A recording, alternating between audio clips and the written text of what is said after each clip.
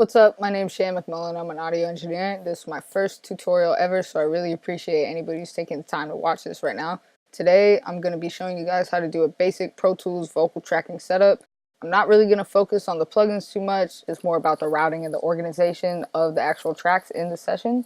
So let's go ahead and get started. Right now, I have the Pro Tools Quick Start screen up. I want to make sure that my files are in WAV.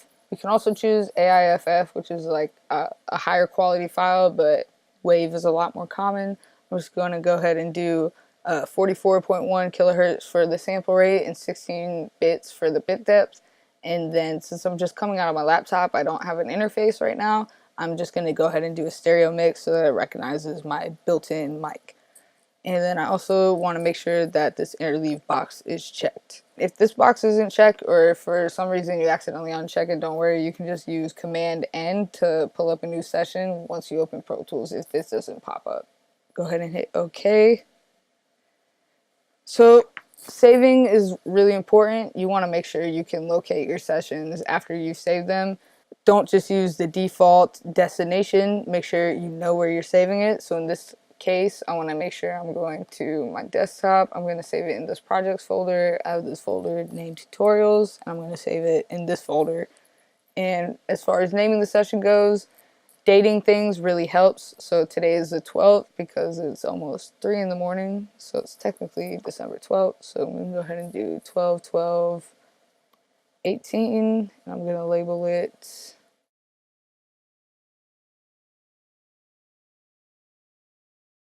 Tutorial 1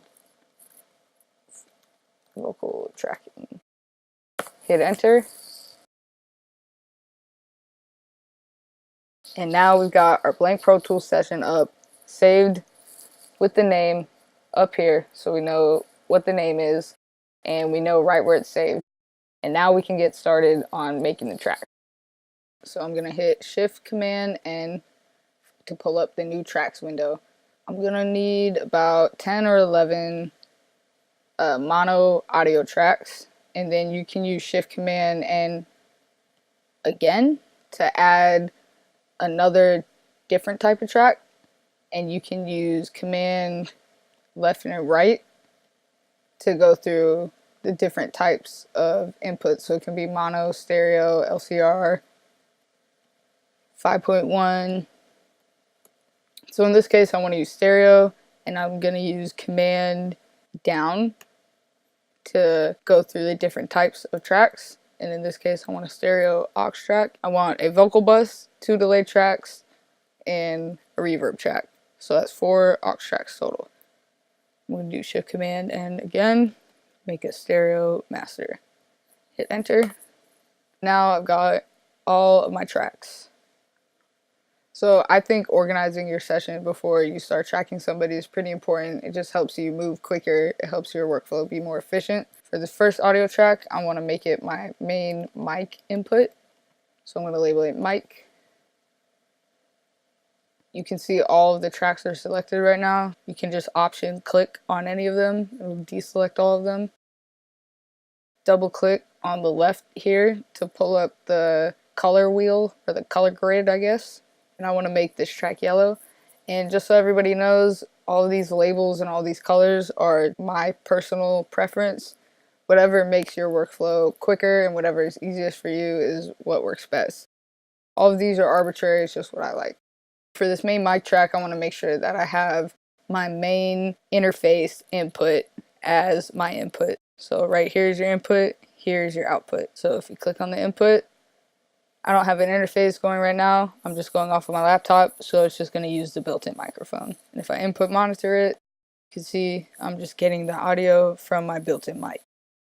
For all of our audio tracks, these are going to be leads. So I double click on the nameplate to pull up this window and then title it, and now I can use Command down or up to scroll through my different tracks. So I'm just going to scroll through all of them and label them all leads 1, 2, 3, 4, etc. Now I have all of these selected, so I can just click whatever color I want and it will change all of them. And for my leads, I like to use this color red right here. This one's a little too bright. I like this one. So now for the auxes, this is going to be my main vocal bus. So I'm going to name this leads vocal bus.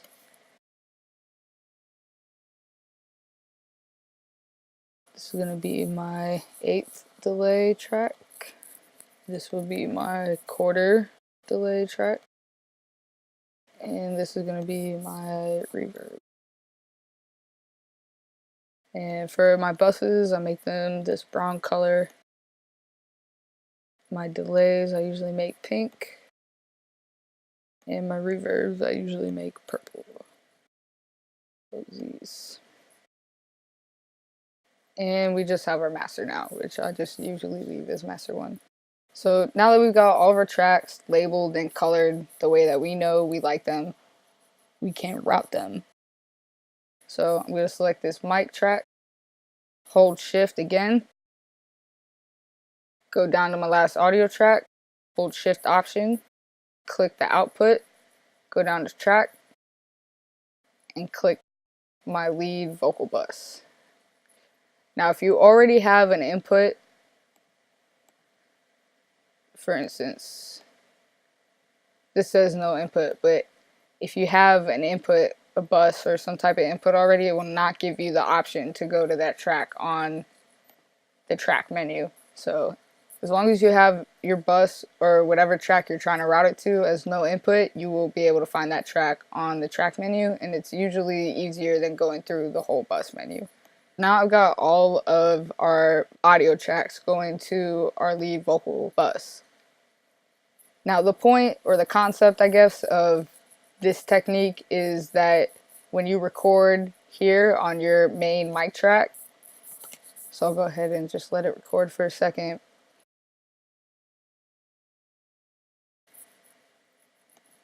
Hold control and drag it down because it saves its place.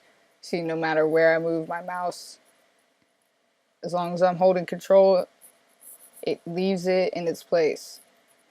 Versus if I move it, try to move it around without holding control, it does not save its place. This allows you to just track very quickly. Oops. If you have to punch in, it's really easy. You just punch in like that. If things overlap, you just use your other track. With everything routed to this vocal bus, the artist will be hearing everything. And most artists like to hear delay, reverb, and probably some auto-tune. So if you use your tune on this track, you just got to make sure that you hold option, click it, drag it down to whatever tracks that your audio files are on. That way that whatever the artist is hearing on the mic track, they're also hearing on these lead tracks. The last thing I'm going to show you is just sending the lead vocal bus to your effects. You have already made 2 delay tracks and 1 reverb track. So I'm going to go ahead and throw these plugins on. We got delay. I like to use H delay. It's a really good go-to, but whatever your preference is what you like. I'm going to put that on 8 delay. Bring that down so that the feedback is not crazy. And just option click to make it easier. A little bit faster than going to the menu and pulling up the other delay. I'll bring that up to quarter. Now for the reverb. Many plugins are great. They usually cause a little bit of latency. They take up a lot of processing power, so you might have to print the actual effects, but the reverb is not as heavy as some of the other ones. I'll just put it on, or actually, no, I'll use some, you can see, so these are some user presets, some stuff that I've saved, so I'll just go ahead and use vocal space too, just for tutorial purposes. Okay, so now that I got my effects plugins on here, I'm going to want to send them. Well, first of all, make sure that your sends column is up. So I have both of my inserts columns up. I really don't need both of them. So I'm going to make sure I have just one inserts column up and one sends column up.